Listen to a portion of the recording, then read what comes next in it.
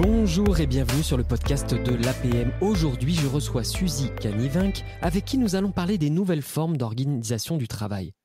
Alors Suzy, tu es docteur en sciences de l'information et de la communication, tu es spécialisée en communication organisationnelle, et tu es enseignante à l'Université catholique de l'Ouest, chargée de recherche au sein de la chaire Futur de l'industrie et du travail de Mines Paris. Tu as fait exprès pour que ce soit difficile pour moi à raconter en intro. C'est ça, c'était pour te donner une petite difficulté d'entrée, pour te mettre bien à l'aise. Eh ben, bienvenue, en tout cas, je suis ravi de t'accueillir. Écoute, on va parler d'un sujet qui est vraiment, vraiment d'actualité. Donc, je suis enchanté de t'accueillir dans ce podcast. Et puis, ça va être une discussion à bâton rompu, parce qu'on a beaucoup de choses. Est-ce que pour démarrer, parce que tu es aussi autrice, est-ce que tu peux nous parler des 2 derniers bouquins, ou en tout cas, au moins nous citer les titres des 2 derniers bouquins que tu as sortis, 2021-2022? C'était des années où tu as produit beaucoup. Oui, des années assez fastes. Donc effectivement, au mois de novembre 2022, vient de sortir mon 2e ouvrage, donc qui s'intéresse aux nouveaux modes de management et d'organisation, donc tout ce qui est entreprise libérée, agile, holacratique, opale. Voilà, donc pour s'interroger si ce sont des réelles innovations organisationnelles ou de simples effets de mode. Donc je n'irai pas plus loin, j'invite les auditeurs à aller découvrir l'ouvrage qui est accessible sur le site de la Fabrique de l'Industrie. Donc en 2021, l'année précédente, j'ai coécrit avec ma collègue de la chaire FIT2, Marie-Laure Caillé, un ouvrage sur le travail à distance, intitulé Le travail à distance dessine-t-il le futur du travail, donc qui s'appuyait sur cette massification, cette démocratisation massive du télétravail que nous avons connue avec la crise sanitaire, pour essayer de donner du sens à ce phénomène qui était un peu inédit quand même dans l'histoire du monde du travail, et puis surtout pour aller plus loin que la crise sanitaire et se demander comment le télétravail pouvait nous permettre de renouveler le regard qu'on avait sur le management et l'organisation du travail. Alors, tu poses beaucoup de questions. On a envie d'avoir les réponses, Suzy.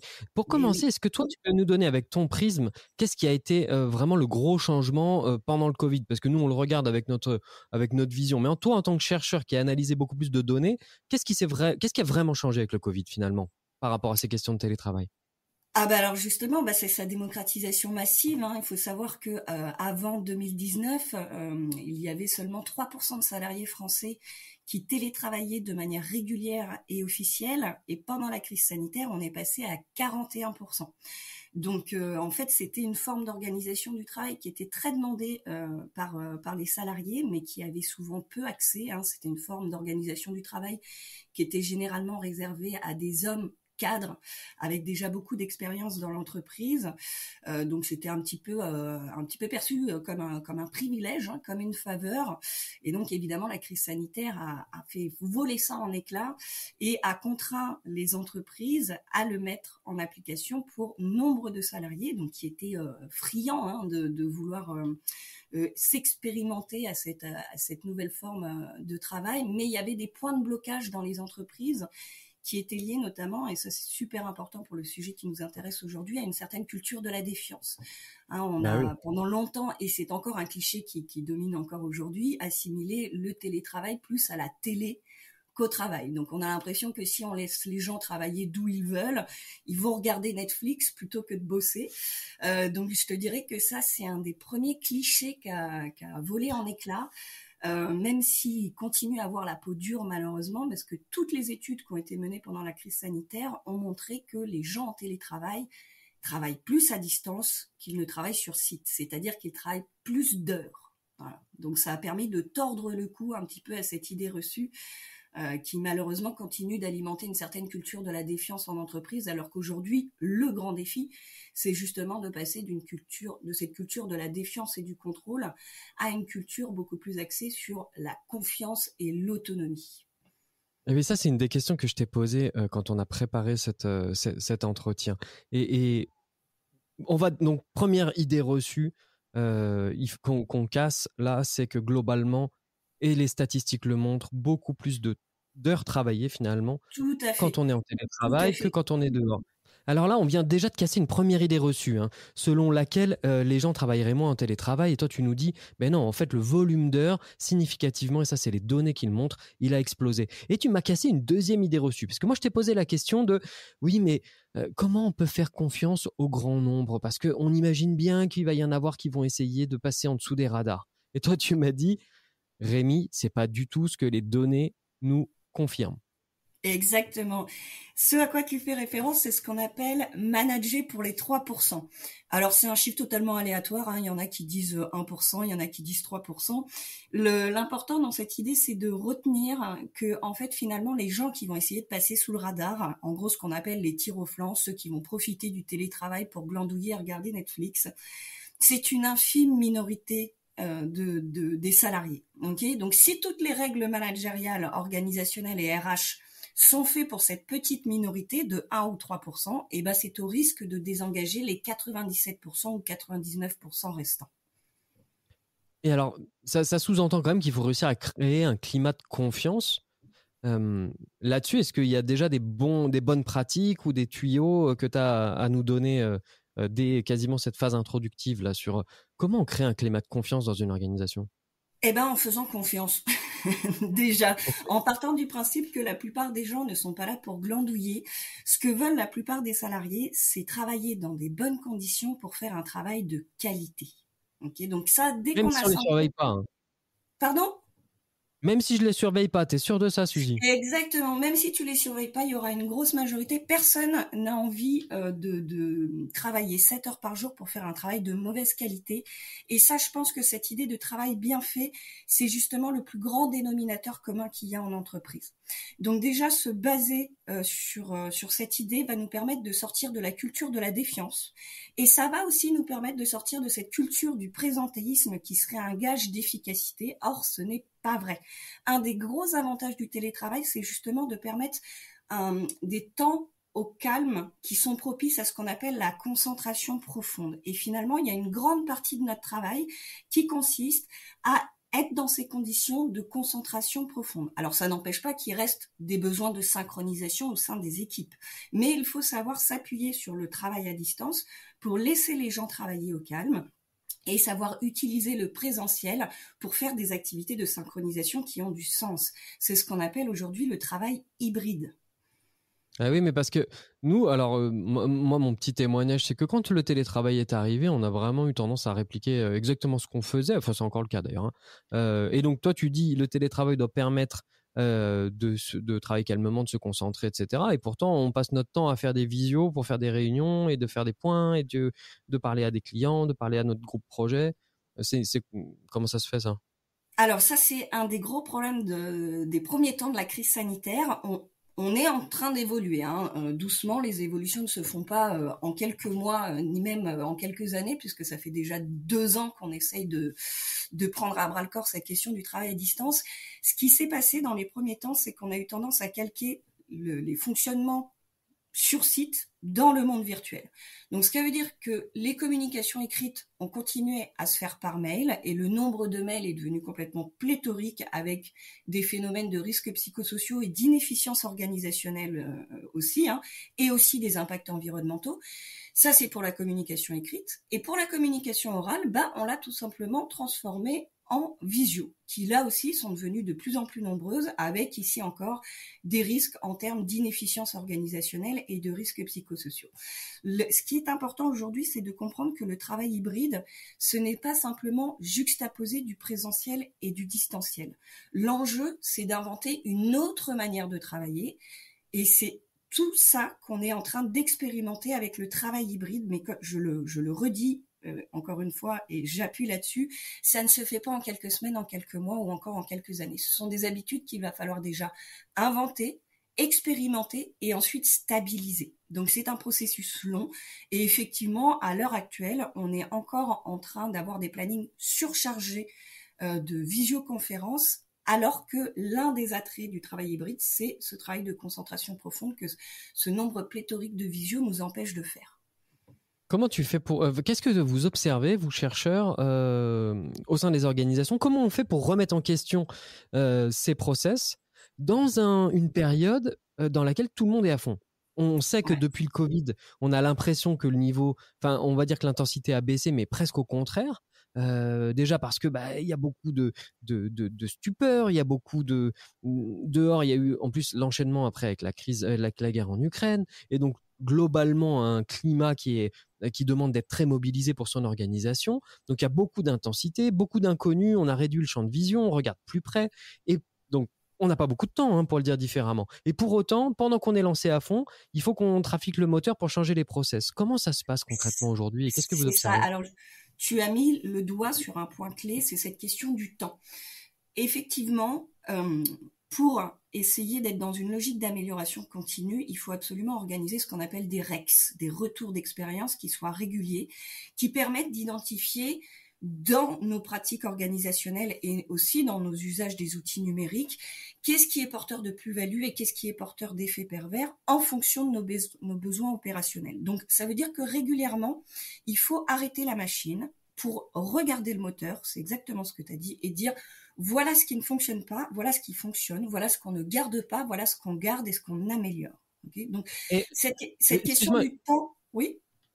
non, là, je t'arrête sur un point particulier. Est-ce que toi qui t'es plongé beaucoup dans les outils, tu aurais concrètement là un Oui, petit tuyau à nous donner sur quel outil, quelle méthode utiliser pour faire cette concertation? Parce que ce que j'entends aussi entre les lignes, c'est que c'est une concertation à tous les étages de l'organisation, puisque tout le monde est concerné par la mise en œuvre de ces nouvelles pratiques de travail. Et donc, c'est important que ce soit pas que le codir ou les managers qui tout à fait. réécrivent les process. Comment on fait aujourd'hui avec les outils numériques? Est-ce que tu aurais un petit tuyau concret à nous donner?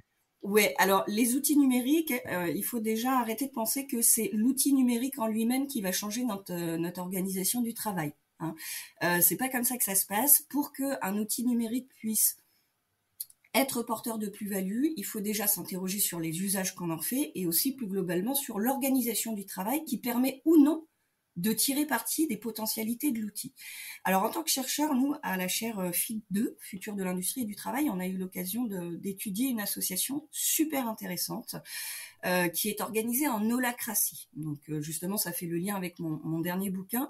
Donc en gros, plutôt que d'être organisée selon une pyramide hiérarchique, elle est organisée en cercles. Okay, qui sont auto-organisés et interreliés entre eux.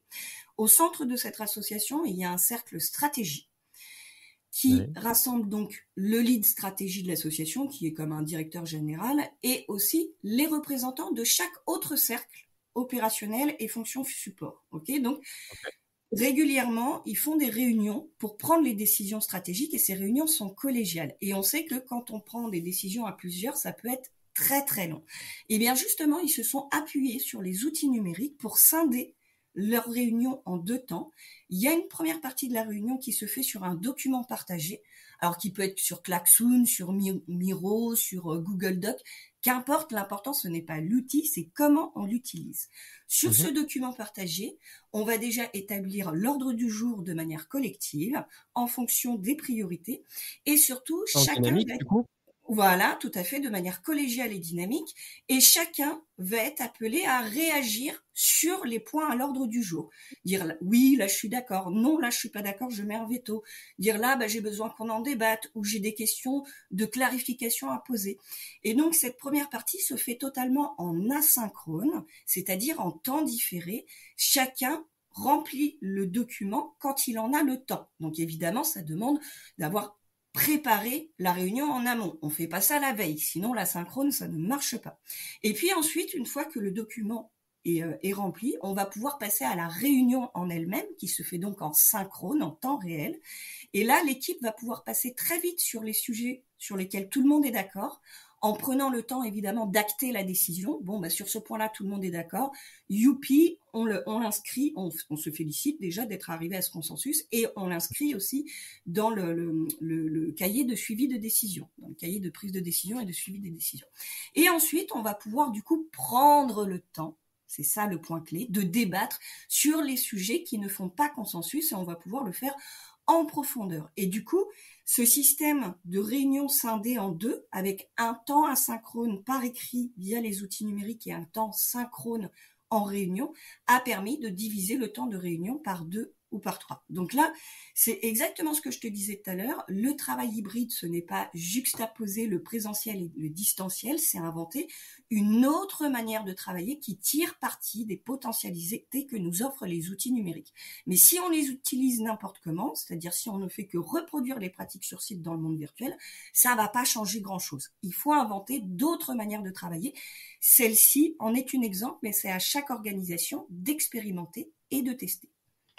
Oui, donc là, il y a une conduite du changement, j'imagine, à mener parce que la façon dont tu viens de nous expliquer qu'on pouvait conduire les réunions, ça paraît plein de bon sens, hein, au demeurant, mais ça change beaucoup les pratiques, quoi. Ça, Oui. qu'est-ce que tu observes d'un point de vue générationnel? Parce que on a vu une rupture finalement assez franche quand même, tu l'as dit, 3% qui faisaient du télétravail avant le Covid, c'est ça, 3% des C'est organisations 3%, versus 41% au 41%. pic du premier confinement et aujourd'hui on est autour de 24%. Ah, c'est redescendu. Régulier et officiel. Ouais. Ok. Et finalement, ça concerne qui et qui est plus à l'aise? Intuitivement, on pourrait se dire, les nouvelles générations vont avoir intégré plus vite que les autres ces outils numériques et puis ces nouvelles formes de travail. Elles étaient demandeuses déjà à l'origine. Est-ce que c'est une idée reçue? Est-ce que c'est ce que tu observes aussi? Alors oui, là aussi il y a des clichés pour la nouvelle génération, notamment en ce qui concerne les outils numériques. C'est une question beaucoup plus complexe qu'il n'y paraît et a priori on a l'impression que la jeune génération, sous prétexte qu'elle est née avec ces outils dans les mains, est beaucoup plus à l'aise. Quand on regarde un petit peu ce qui se passe en entreprise, on se rend compte que maîtriser TikTok ou Instagram, ce n'est pas maîtriser Teams ou Slack. Donc les jeunes ont aussi besoin de formation sur les outils numériques professionnels et il ne faudrait pas en faire l'économie sous prétexte qu'ils ont un smartphone dans les mains depuis qu'ils sont tout petits.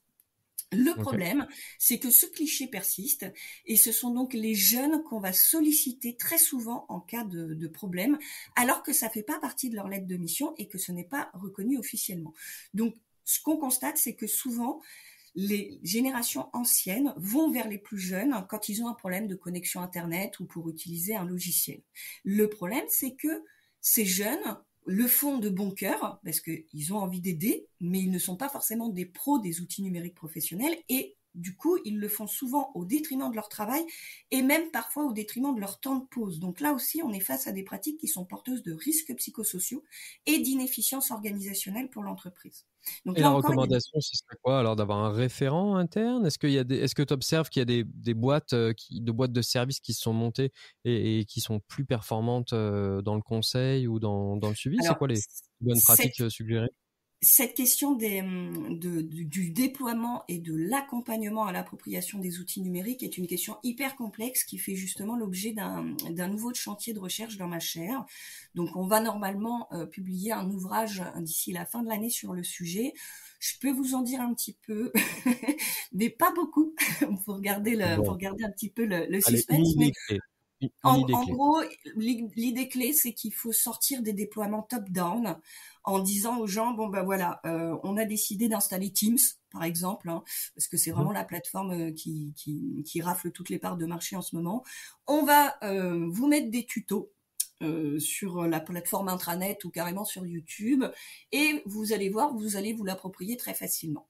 Le problème, c'est que ces tutos permettent de découvrir les fonctionnalités, mais hors sol, c'est-à-dire complètement décorrélés des besoins opérationnels. Et donc, ce qu'on Ouais. constate généralement, c'est que dans les équipes, il y a énormément de débrouilles qui émergent pour que Ouais. les gens qui soient les plus aguerris, c'est-à-dire ceux qui ont le plus d'appétence pour les outils numériques, se mettent à bidouiller sur leur temps de travail pour essayer de comprendre comment ils pourraient utiliser ces plateformes en fonction de Mhm. leurs besoins professionnels. Et ils vont ensuite former leurs collègues. Et tout ça passe complètement sous le radar. C'est-à-dire que l'organisation est partie du principe que comme il y avait les tutos sur YouTube, c'était bon, en 5 minutes ce serait fait. Alors qu'en Mhm. fait, encore une fois, c'est un processus qui prend du temps, mais qui prend du temps au niveau local. Et donc, il faut laisser aux équipes le temps de s'approprier ces outils en fonction des besoins opérationnels de chaque équipe. Un technicien et un commercial n'aura pas du tout la même utilisation des outils numériques. Tout simplement parce qu'ils ont des métiers différents et donc des usages qui sont différents. Et donc, il faut laisser à chaque corps de métier le temps de s'approprier les outils de la façon la plus intelligente possible par rapport à ses besoins et ses contraintes opérationnelles de son métier. Voilà. Et Donc alors, ça, c'est dans quelle un mesure... tout petit Pardon. bout, hein, mais il y a énormément de choses à dire sur le sujet. Bon, on va rester connecté en attendant la sortie de l'ouvrage en Voilà. 2023. En quoi, justement, ces pratiques-là que tu viens de décrire peuvent être un des ciments du lien social dans la mesure où on peut imaginer qu'au sein des organisations, avec la distance physique et l'asynchronicité, non, Ouais. c'est ça, asynchronicité, Bah, euh, synchronisation, asynchronisation, si on veut, ou synchronicité, l'asynchronisation, c'est bien. asynchronicité. Ok, donc l'asynchronisation provoque peut-être un délitement du lien. En tout cas, tu vas peut-être me dire si ça c'est une autre idée reçue. Dans quelle mesure ce que tu viens de décrire là, un peu le coup de pouce, le coup de main, ça participait à créer un lien social et du coup une culture d'entreprise. Dans quelle mesure et si on l'enlève, par quoi on peut le remplacer ça pour ne pas perdre ce lien et qui semble quand même la base de la relation sociale au travail. Alors là aussi, ce sont des questions qui font l'objet de beaucoup de clichés et qui sont beaucoup plus complexes qu'on ne le pense. Au niveau du lien social, il faut bien comprendre que la proximité physique ne fait pas la proximité psychologique. Ce n'est pas parce qu'on met deux personnes dans la même pièce qu'elles vont collaborer comme par magie et développer un lien social. Hein, que l'exemple d'un voisin de bureau ou d'un voisin de palier qu'on trouve exécrable en est généralement la preuve. C'est pas parce qu'on a une proximité physique qu'on développe collaboration et lien social. Le lien social, ça vient d'une culture commune qui est basée sur trois choses. Tout d'abord, des objectifs communs, des habitudes de travail similaires et des échanges réguliers et de qualité. Donc on voit bien que dans ces trois ingrédients, il n'y a pas du tout la coprésence. Alors c'est sûr que la coprésence permet de faire vivre, ou en tout cas de faire naître cette culture commune, donc elle peut être nécessaire au début, mais une fois qu'on a développé ces trois choses, objectifs communs, habitudes de travail et échanges réguliers, il n'y a pas de raison que ça ne puisse pas se maintenir avec la distance. Okay. Et donc là, on rejoint cette histoire d'entraide au niveau du métier. C'est bien notre cœur de métier qui fait qu'on a des objectifs communs et des habitudes de travail similaires. Et en la matière, j'ai un exemple assez sympa à citer, c'est le mien. L'exemple que j'ai avec ma collègue Marie-Laure Caillé, qui a coécrit le bouquin sur le travail à distance avec moi. Et en fait, il faut savoir qu'avec Marie-Laure, on ne s'est jamais rencontrés avant la publication de l'ouvrage. C'est-à-dire que pendant 6 mois, on a écrit ensemble un bouquin, alors qu'on ne s'était jamais rencontrés dans la vie physique, IRL, comme on dit chez les jeunes, in real life. Et en fait, pendant ces 6 mois, on s'est découvert... Mais est-ce que tu es sûr que Marie-Laure, c'était pas une intelligence artificielle? Est-ce que Non, parce c'était que pas depuis, je l'ai ChatGPT, en rencontré. fait? Ah, d'accord, on a Depuis, je l'ai vérifié ça. rencontré. Mais ce qui est intéressant, c'est que pendant ces 6 mois, on a eu l'occasion de se découvrir des habitudes de travail similaires, notamment un goût pour l'analyse et pour la rigueur, et aussi un objectif commun de dépoussiérer un petit peu le management, la vision qu'on a du management et de l'organisation du travail aujourd'hui. Et c'est ça qui a fait que on a créé un lien social malgré la distance et on a aussi réussi à collaborer ensemble malgré la distance. Alors il y aurait aussi beaucoup de choses à dire sur, au-delà du lien social, la collaboration à distance. Qu'est-ce qui fait qu'on peut collaborer? Est-ce que c'est faisable déjà? Je pense que la crise sanitaire nous l'a prouvé. Et quels sont les ingrédients à l'origine des réussites des collaborations à distance? Mais alors moi, ça me pose une autre question. Tu nous as parlé beaucoup de flexibilité temporelle et notamment justement ce travail asynchrone. Mais comment tu fais se rencontrer les problématiques individuelles dans ce cas-là? Donc j'ai besoin d'être flexible, j'ai besoin de pouvoir organiser mon temps comme je veux, j'ai besoin, etc., etc. Et de l'autre côté, les nécessités, les besoins collectifs de collaboration. Pas à deux, mais peut-être à 30, par exemple, si tu as un groupe projet qui Alors doit collaborer. Comment tu gères ça? Là encore, attention aux clichés. Flexibilité temporelle ne veut pas dire travailler moins ou que chacun fait ce qu'il veut dans une désorganisation totale.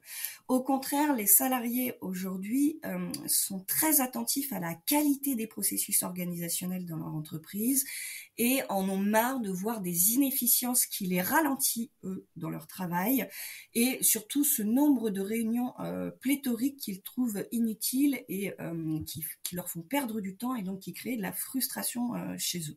Donc, il y a une vraie attention portée à la qualité des processus organisationnels et communication professionnel par les salariés. Donc, l'important, c'est de comprendre que quand on est à distance de son équipe, l'activité privilégiée est celle de concentration profonde, ce qui n'empêche pas de pouvoir collaborer, quand on a les bons process. Mais tout ceci n'empêche pas qu'il y aura toujours besoin d'activités synchrones, comme l'entraide que tu as évoqué, ou la coordination dans un gros groupe projet de 30 personnes, comme tu le disais. Et bien là, même à distance, on n'a pas besoin de faire des réunions, des tunnels de réunion de 8h à 18h. On peut très bien prévoir des plages de disponibilité assez succinctes, par exemple 10h, midi ou 14h, 16h. Ça va être à définir au sein de chaque équipe à partir d'un dialogue professionnel entre le manager et ses collaborateurs. Et on y tient beaucoup à ce dialogue professionnel parce que c'est ça qui va permettre de réguler l'organisation du travail de manière continue et participative.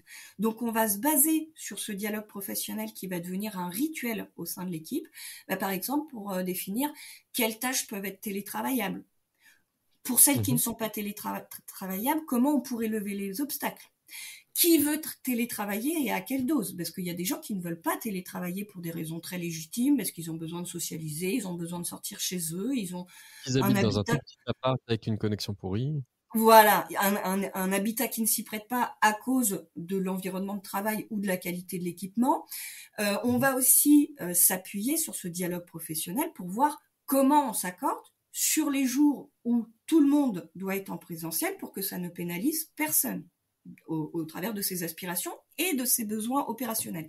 C'est toujours ces deux choses que le dialogue professionnel au sein des équipes va permettre de réguler, les besoins opérationnels au regard des aspirations individuelles. Et on met tout ça en débat, plutôt que de les décider unilatéralement au niveau de la DRH en disant ce sera 3 jours sur site, le lundi, le mercredi et le vendredi. Par exemple. C'est ce qui se fait à Apple et qui a soulevé les foudres des salariés d'Apple. Bon, c'est super clair, c'est super clair. Merci pour tous ces insights. Ça paraît, quand tu le racontes, plein de bon sens, voire que du bon sens. En réalité, c'est pas si simple à mettre en œuvre dans nos organisations. Mais ce que j'entends en résumé, c'est mettons la participation et l'intelligence collective au cœur du débat. Et peu importe même le mode de gouvernance, parce que tout à l'heure, tu as cité les modes de gouvernance holacratique. Et là, tout de suite, pour certains, il y a braquage direct. C'est comme si tu avais dit entreprise libérée. Là, on a perdu 2 tiers de notre audience. On fait ouh là là, non, ça, c'est pas pour moi. En réalité, on n'est pas sur des sujets de gouvernance. Là, on est vraiment sur des sujets organisationnels. Un petit peu de gouvernance quand même. Parce que ça se longtemps. Une holacratie mal mise en œuvre n'aboutira pas à ces résultats. Donc, l'essentiel, c'est ce que tu as dit, c'est le côté participatif, collectif et continu du débat entre les acteurs de l'entreprise. Qu'on soit holacratique, libéré ou traditionnel, qu'importe, c'est pas ça qui fait l'innovation. Vous le découvrirez dans mon dernier ouvrage. C'est la façon dont on met en œuvre ces pratiques, c'est-à-dire de manière participative et collégiale.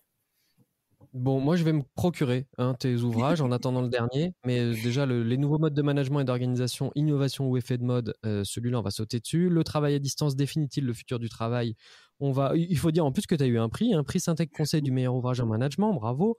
On va se ruer là-dessus pour essayer de faire progresser nos organisations. Si on veut te voir en vrai et continuer, là on enregistre, on est en janvier, l'épisode va sortir fin janvier ou début février, mais en mars, à la convention APM de Nantes, tu animes un atelier. Travailler n'importe où, n'importe quand, mais pas n'importe comment, c'est ça ? Avec Jean Avec Jean Demopou de FlexJob, ce sera le jeudi 16 dans la matinée. À l'espace de coworking Le Palace à Nantes. Bon, en plus au Palace, ça sonne bien comme ça à Nantes. Ça sonne bien, On se réunit pour la convention APM, 7-8 000 chefs d'entreprise qui convergent au même endroit pendant 2-3 jours. Moi, j'y serai en tant que président de mon club Lyon Avenir. Et je serai aussi en tant que podcasteur, animateur, puisque nous, on monte un studio mobile là-bas et on va enregistrer des épisodes en live de la convention. Donc, restez branchés.